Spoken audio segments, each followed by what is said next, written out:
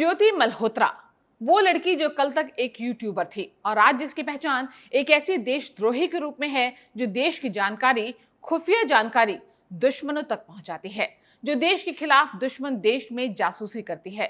आखिर हिसार के एक बेहद मामूली परिवार की लड़की कैसे देश के खिलाफ अपने ईमान को बेचने निकल गई और इस चक्कर में अब सलाखों के पीछे है। क्या ज्योति मल्होत्रा भारत की माधुरी गुप्ता पार्ट 2 हो गई है, जो 15 साल पहले आईएसआई के लिए जासूसी के आरोप में गिरफ्तार हुई थी और बाद में जिन्हें सजा हुई थी? आज हम इस पर ही बात करेंगे। नमस्कार, आप देख रहे हैं बोले भारत। ज्योति मल्होत्रा हिसार की रहने वाली है। हिसार से जिंदगी का ऐसा हिसाब मिलाया कि पाकिस्तान पहुंच गई और पाकिस्तान गई तो ये भी भूल गई कि राष्ट्रद्रोह से बड़ा कोई द्रोह नहीं है। हिंदुस्तानी पाकिस्तानी बहन बहन। अगर गिरफ्तारी नहीं होती तो ज्योति मल्होत्रा का सच भी सामने नहीं आता। वैसे तो एक हफ्ते के भीतर ही हरियाणा और पंजाब से कुल 7 लोग गिरफ्तार किए गए, जिन पर पाकिस्तान के लिए जासूसी करने का आरोप है। इनमें से एक ज्योति है। ज्योति के अलावा 3 और लोग हरियाणा से गिरफ्तार हुए, जबकि 3 लोग पंजाब से। उनकी कहानी, उनकी बातें आगे होंगी। पहले बात ज्योति मल्होत्रा की। ज्योति मल्होत्रा एक ब्लॉगर है, यूट्यूबर है और सोशल मीडिया इन्फ्लुएंसर है। वो ट्रैवलिंग से जुड़े वीडियो बनाती है, जो देखा जाए तो लगेगा कि ठीक है भाई, कोई अपनी रोजी रोटी के लिए सोशल मीडिया का इस्तेमाल करता है तो इसमें बुराई क्या है। और अगर कोई ट्रैवलिंग से ही वीडियो बनाता है और इस चक्कर में वो पाकिस्तान और चीन घुमाता है तो इसमें भी क्या बुराई है। लेकिन जहां सामान्य आंखें नहीं पहुंच पाती, वहां तक हमारी खुफिया एजेंसियां पहुंच जाती हैं। नतीजा ये हुआ कि गिरफ्तार हो गई ज्योति मल्होत्रा। हिसार पुलिस ने गिरफ्तारी के बाद जो कुछ कहा, उसका लबोलुआब यही है कि ज्योति मल्होत्रा पाकिस्तान की खुफिया एजेंसियों के संपर्क में थी। वो सोशल मीडिया के जरिए भारत की गोपनीय जानकारी पाकिस्तान भेज रही थी। वो इस बीच 3 बार पाकिस्तान की यात्रा भी कराई थी और इसलिए हमारे देश की सुरक्षा और खुफिया एजेंसियां एक्शन में आ गईं कि ज्योति मल्होत्रा के सहज पाकिस्तान प्रवास में सब कुछ इतना आसान और सरल नहीं है। सुरक्षा एजेंसियों को खटका तब हुआ जब पिछले साल ज्योति मल्होत्रा महज 2 महीने के भीतर ही पाकिस्तान और चीन जैसे देशों की यात्रा करके आ गई। सबसे पहले ज्योति पिछले साल 17 अप्रैल को, यानी कि 17 अप्रैल 2024 को 1 महीने के टूर पर पाकिस्तान गई थी। 15 मई तक वो पाकिस्तान में रही थी। फिर वो भारत लौट आई। उसके बाद वो 10 जून 2024 को चीन चली गई, जहां वो 9 जुलाई तक रही। वहां से 10 जुलाई को काठमांडू पहुंच गई। इन यात्राओं के दौरान वो बड़े होटलों में, प्लेन में, बिजनेस क्लास में जाती थी। उसका सफर बेहद तड़क भड़क और महंगा दिखता था। सुरक्षा एजेंसियों को शक इस बात से हुआ कि पहली बात, आखिरकार ज्योति को चीन और पाकिस्तान जैसे 2 भारत विरोधी देशों का वीजा एक साथ कैसे मिल गया। दूसरी बात, ये कैसे हो सकता है कि दोनों देशों की यात्रा महज 15-20 दिनों के अंतर पर करने की स्थिति बनी। और तीसरी बात, ज्योति मल्होत्रा हिंदुस्तान में भी पाकिस्तानी उच्चायोग की पार्टी में कहां से पहुंच जाती थी, आखिर उसका संपर्क क्या था। और चौथी बात, जब संपर्क वाले सवाल को पुलिस ने खंगाला तो पाकिस्तानी उच्चायोग में ही काम करने वाले दानिश से, उसके दोस्ताना और करीबी रिश्तों से पुलिस को सबसे ज्यादा शक हुआ। पुलिस को लगा कि दुश्मन देश के एक डिप्लोमेट से एक ब्लॉगर और यूट्यूबर के इतने करीबी होने की वजह क्या हो सकती है। पांचवी बात, जब वो पाकिस्तान गई थी तो उसने पंजाब प्रांत की मुख्यमंत्री मरियम शरीफ से मुलाकात की थी, उनका इंटरव्यू भी किया था।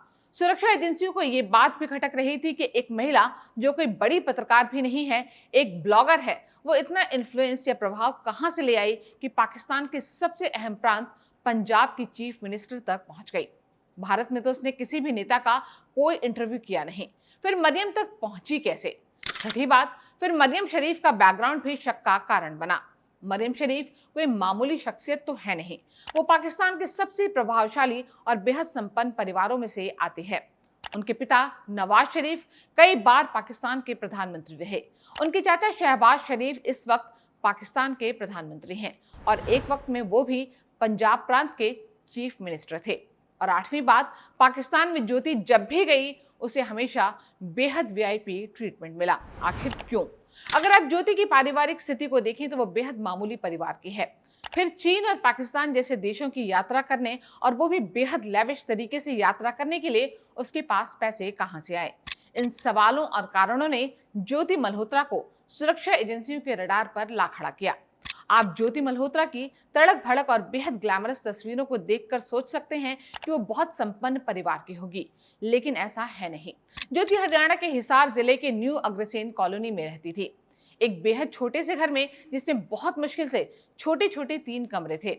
ज्योति के पिता एक कारपेंटर हैं और उनकी इतनी कमाई नहीं कि घर बहुत अच्छे से चल सके। ज्योति अपने माता पिता की इकलौती संतान है। हालांकि इसके लिए माता पिता का प्यार टुकड़ों में बटा रहा।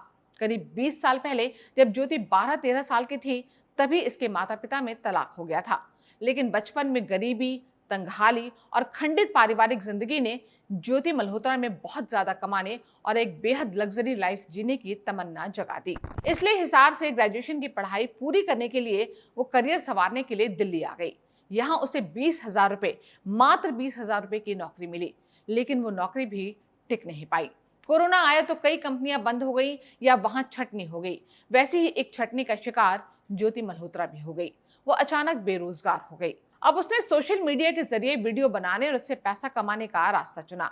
दिल्ली में रहते हुए उसका अंदाज, उसका नजरिया सब कुछ बदल चुका था। अब वो ट्रैवल करने लगी, उससे जुड़े ब्लॉग और वीडियो बनाने लगी, इससे कमाई भी होने लगी।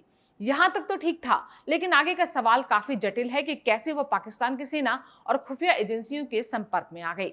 दरअसल ज्योति मल्होत्रा ने ट्रैवल विद जो के नाम से एक ट्रैवल यूट्यूब अकाउंट खोला। इसके जरिए वो देश के अलग अलग हिस्सों को एक्सप्लोर करना चाहती थी, लेकिन जल्दी ही उसने पाकिस्तान की तरफ रुख किया। इसके लिए वीजा चाहिए और वो वीजा के लिए पाकिस्तान उच्चायोग में गई। जब पुलिस ने ज्योति से पूछताछ की तो उसने बताया कि पाकिस्तान दूतावास में ही उसकी मुलाकात वहां के अधिकारी एहसान उर रहीम उर्फ दानिश से हुई। दानिश की गर्मजोशी के ट्रैप में एक मुलाकात में ही ज्योति फंस गई। इसके बाद वीजा लेने के बहाने ही फोन पर बात होने लगी। दानिश को यही इंतजार था। उसने एक तरफ ज्योति को वीजा दिलवाया तो दूसरी ओर पाकिस्तान में उसे हर सुविधा उपलब्ध कराने की बात की। मीडिया में ऐसी खबर छपी कि दानिश ने ज्योति के लिए पाकिस्तान में रुकने, ठहरने और घूमने फिरने का पूरा इंतजाम किया। इसके लिए पाकिस्तान में अली आहवान नाम के एक आदमी से पाकिस्तान में ज्योति की मुलाकात हुई थी। अली ने ज्योति के रहने खाने की शानदार व्यवस्था की। पाकिस्तान में ज्योति को हमेशा ही वीआईपी ट्रीटमेंट मिला। उसका जहां भी जाना होता, जिस जगह पर खाना होता, उसे हर सुविधा बड़े आराम से मिल जाती थी। हर जगह पाकिस्तान में पुलिस ज्योति मल्होत्रा की सुरक्षा में जुटी रहती थी।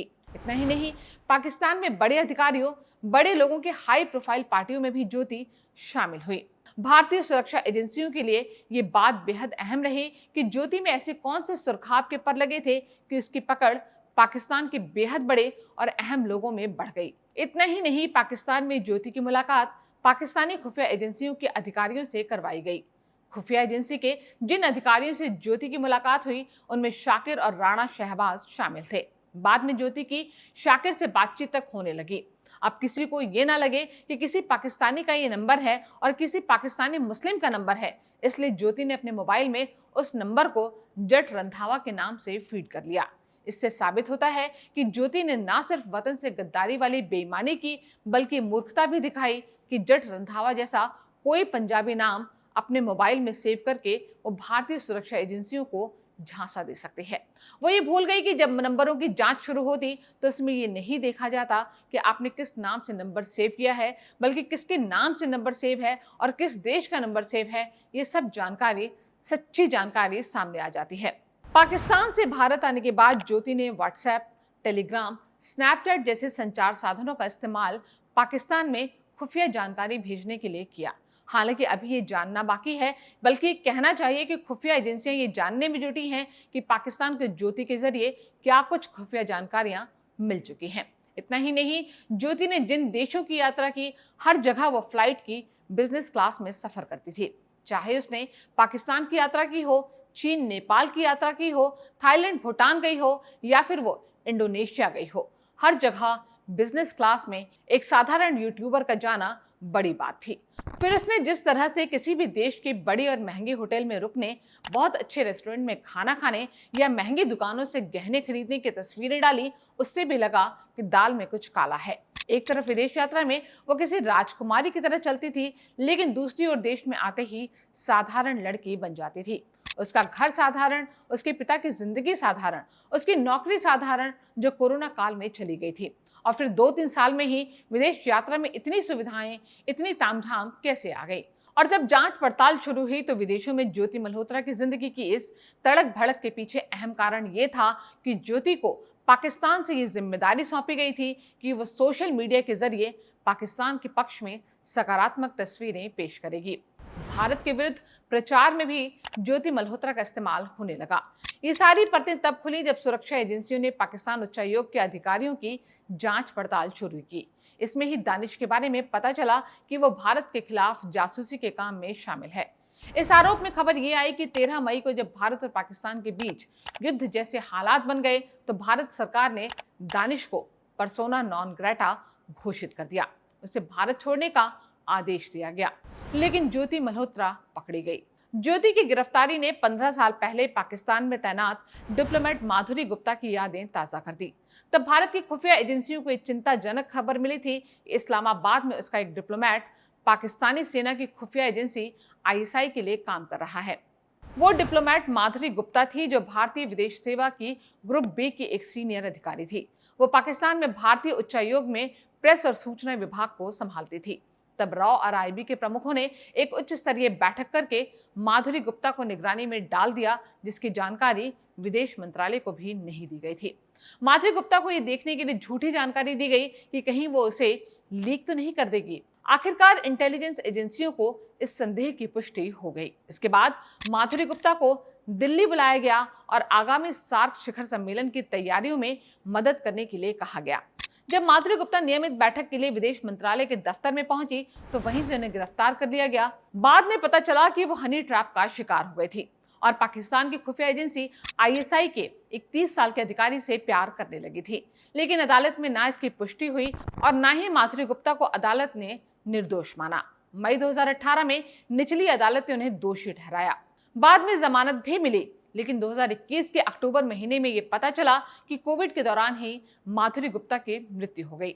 एक महिला अधिकारी गुमनाम मृत्यु का शिकार हुई, लेकिन एक सवाल हमेशा से कायम रहा कि वतन से गद्दारी वाला दिलो दिमाग पैदा कहां से होता है। बोले भारत में आज इतना ही। जल्द मुलाकात होगी ऐसे ही एक नए दिलचस्प वीडियो के साथ। तब तक के लिए नमस्कार।